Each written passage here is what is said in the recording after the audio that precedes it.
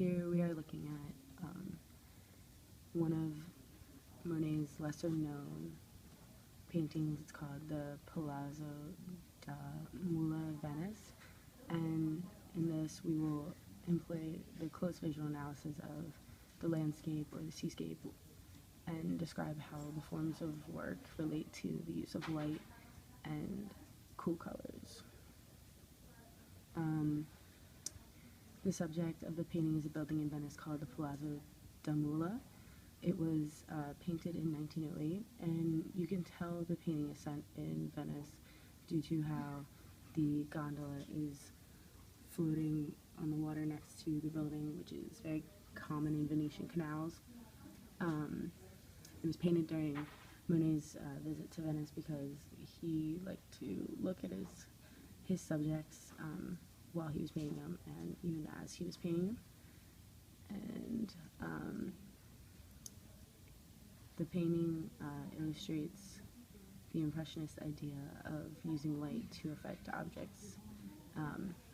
He used sunlight to allow buildings to reflect on the water, and he did the same in his works. The Impression Sunrise that he did earlier.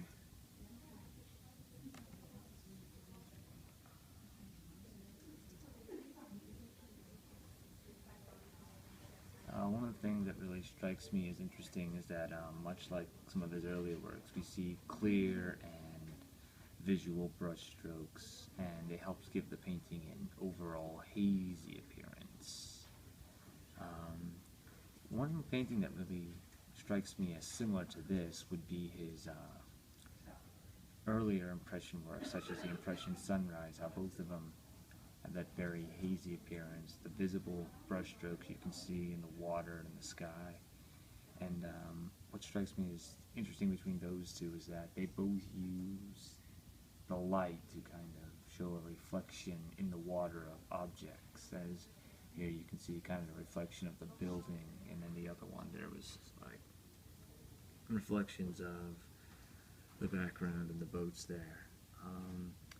An interesting fact to note that if you look in the bottom left corner of this painting, it is inscribed Claude Monet and 1908, which indicates that this work was painted by him and the date at which it was painted. And I just thought that was kind of interesting.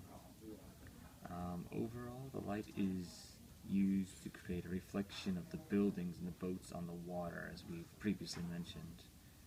And this is generally considered a cityscape rather than a landscape, since it is painted within a city, obviously, and incorporates not a whole lot of earthly colors. It's mainly composing of cool colors such as blues, greens, and purples.